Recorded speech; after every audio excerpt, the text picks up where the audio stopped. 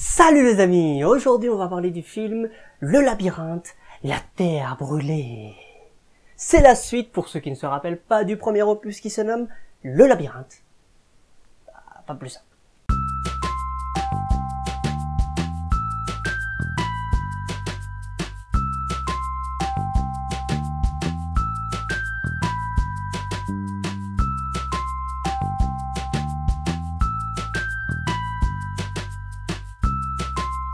Ce deuxième épisode est toujours réalisé par Wes Ball et il faut le reconnaître, au niveau de la réalisation mais aussi au niveau du montage, il y a du progrès, c'est mieux, les scènes d'action sont déjà plus regardables, alors certes, il y a des plans qui sont toujours un petit peu trop crus, trop flous, mais dans l'ensemble, ça s'en sort plutôt pas mal.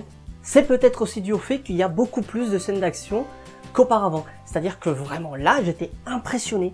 Ça n'arrête pas, c'est l'une derrière l'autre, et c'est jusqu'au bout, quoi, jusqu'à la dernière seconde, on est pris par le film, on est pris par l'action, on n'a pas le temps de respirer. Le film dure quand même 2h15 presque, et à aucun moment, il y a une pause de plus de 10 minutes, c'est incroyable.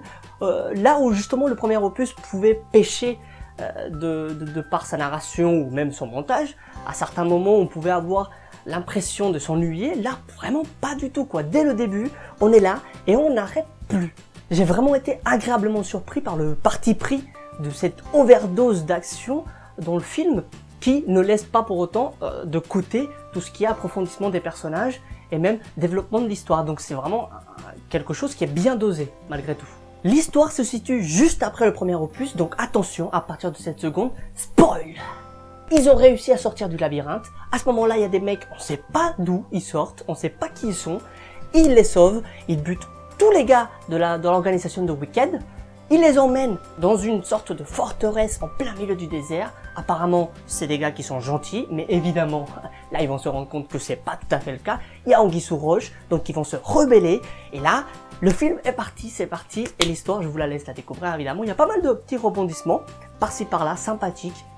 Rien de bien extraordinaire, mais malgré tout, c'est un film qui m'a surpris, voilà, je m'attendais pas à un deuxième opus aussi approfondi, vraiment, et aussi intéressant en tout cas. Au niveau du casting, on retrouve toujours la même petite team de choc, composée de ces acteurs-là qui s'affichent maintenant à l'écran, parce que j'ai quand même la flemme de tous les citer, on va pas se le cacher, avec toujours en tête d'affiche Dylan O'Brien, qui joue le rôle de Thomas, le personnage principal quoi.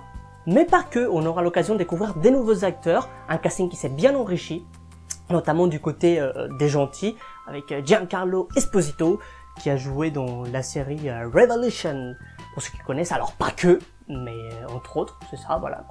On retrouve également Aidan Gillen, que évidemment tout le monde connaît, vu qu'il joue dans la série Game of Thrones. Bon, qui ne connaît pas Game of Thrones? Lui, il joue plus du côté des méchants, mais bon, il joue quand même super bien.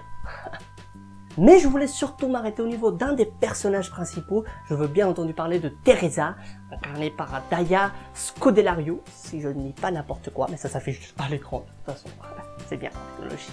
Alors elle est très belle, sublime, je l'adore, vraiment, faut dire ce qui est quoi, mais elle ne sert à rien, à que dalle.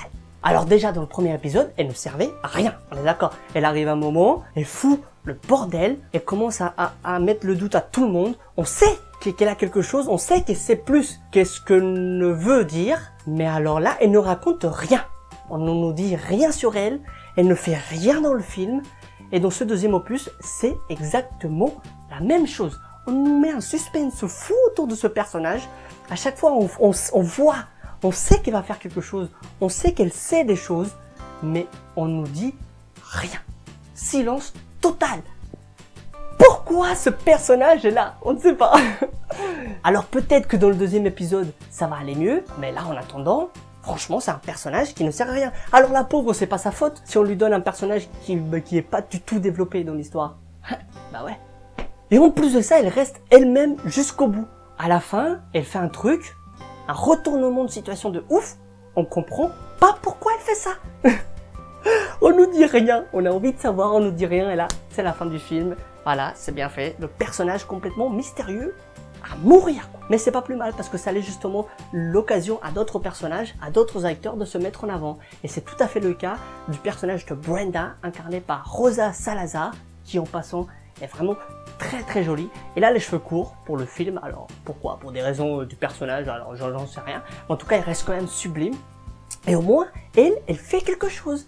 Elle agit, elle a une emprise sur l'action, elle a une emprise sur l'histoire. Et au moins, elle fait quelque chose, bordel. Ça, c'est un personnage. Ça, c'est une belle surprise. C'est ça qu'on aurait voulu que Teresa fasse, mais qui n'a pas fait. Voilà.